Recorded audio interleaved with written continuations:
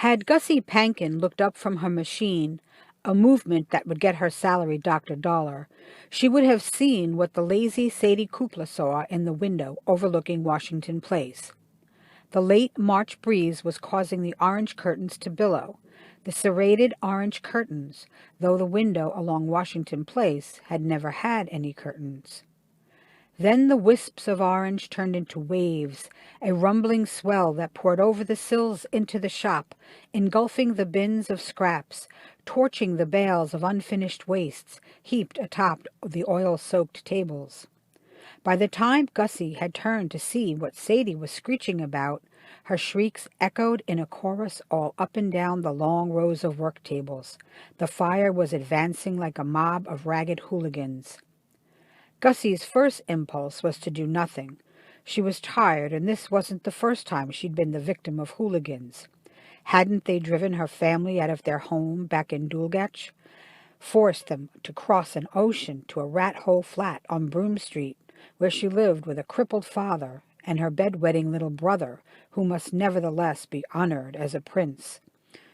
She felt her charging heart secrete a poison that paralyzed her limbs, but only momentarily, until she too was swept up in the hysteria that harried the fellow seamstresses from one end of the shop to the other, like sticks in a box tilted this way and that.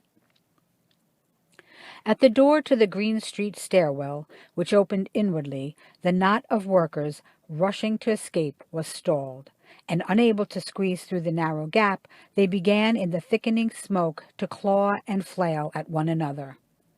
Then the crowd had reversed itself, stampeding through eddies of flame past wicker baskets combusting in horse fart poofs, and Gussie found herself carried along in the tide.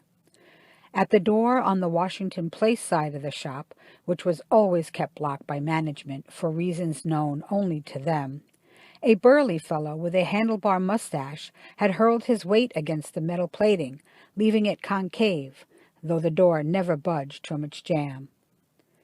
Others pounded the door with their fists, a shuddering that reverberated in Gussie's gut until she retched, sinking to her knees. From the floor, her eyes smarting, lungs beginning to wheeze in pain, she groped among the remnants on the table above for a swatch of lawn to cover her face. Showers of sparks seemed to blend with the curses and cries for help, like flights of hornets making an eerie drone. Window panes above a nearby air shaft splintered in pop-gun bursts, and a party of workers swarmed through their ruined frames out onto the fire escape. Then, in seconds, the whole rusted structure had pulled away from the wall, and the people, releasing a noise like a sepulchral moan, dropped out of sight as on a raft sinking below waves. "Mama," said Gussie, unable to hear the sound of her own voice, not beckoning her mother so much as scolding her for having died of diphtheria 3 years ago back in Dulgach. Somehow she was on her feet again, blundering blindly alongside the tables on top of which the more athletic girls hopped and jigged in an effort to elude the sawtooth conflagration. Re-arrived at the Green Street vestibule just in time to see the freight elevator descending, she blinked through stinging tears at what was once real and not real. A clutch of employees who hadn't made it on board the elevator thrust aside the accordion grate and, licked from behind by tongues of flame, plunged after the departed car into the yawning shaft.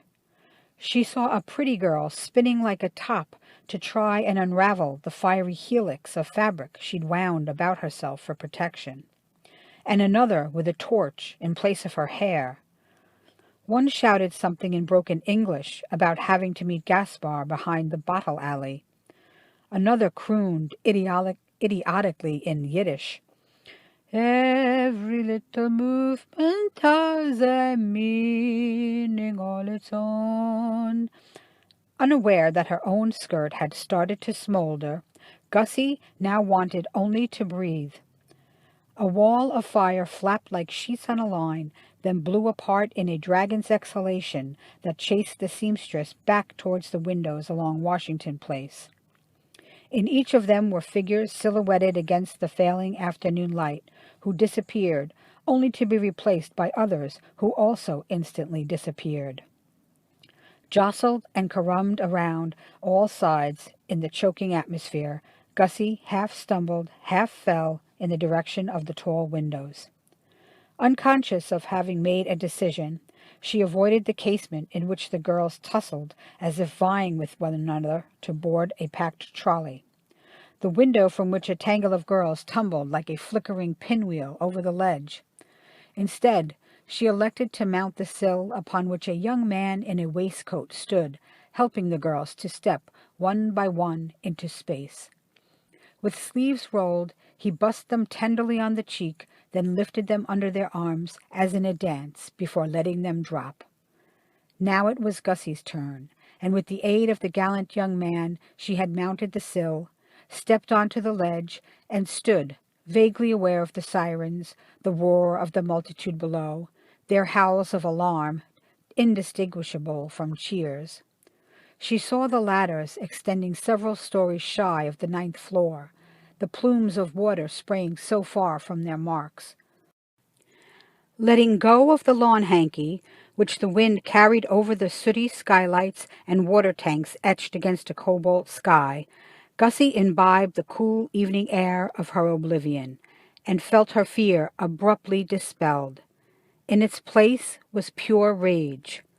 Plain Gussie Pankin, born to be a spinster, dried up and unstooped at 23. What did I have? Mama's carbuncle brooch when it wasn't in hock, and her dog-eared copy of the Duties of the Heart? Frida Fine has a bow plus a book signed by the theater idols Tomaszewski and Kalish, and my pious papa tells her how Gussie will get in paradise with her Duties from the Heart autographed by God. Over her shoulder the shop was a garden of flame, every flywheel, drive shaft, and burning maiden limned in undulant gold. "Ptooey on God," spat Gussie, feeding the blaze. It came then, the gingerly peck on the cheek from the young man, a fresh-faced boy really, despite his tarnished brow, with downcast eyes and a shock of sable hair. He kissed her and endeavored to lift her under the sweat-stoked arms. "That's it?" she asked, still immovable. Then, wiping the drool from her lips, she clapped her hands over his cheeks and kissed him full on the mouth. A scandal! She grinned at his astonishment, impish Gussie, who also blushed, then heaved a sigh over the ineffectual husband he would make, a pisher who stole kisses from ladies in extremity. She sighed as well at the dingy hall they would rent for their wedding, the talus shop they would open on Orchard Street and later set fire to for the insurance, the hungry baby mauling her breast, and the dim one lolling underfoot on the greasy floorboards, the extra weight she'd put on fore and aft that added to her burden, the shoes she had to cut slits in to relieve the pressure on her bunions, the silver hairs that would come to signify this frustration and that disappointment, and the joys. Surely there would be little joy. Then she'd survived. Then Gussie, decked out now in an incandescent gown, wrapped her fingers, perforated by 1,000 needles but still very strong, about the hand of the chivalrous boy, and leapt from the ledge without the help of anyone on earth. A cop, covering the broken bodies with a tarpaulin, noted the half-incinerated girl, with her goggle eyes and crooked mouth, holding hands with a dark-haired lad, and observed ironically to his mate, "A match made in heaven."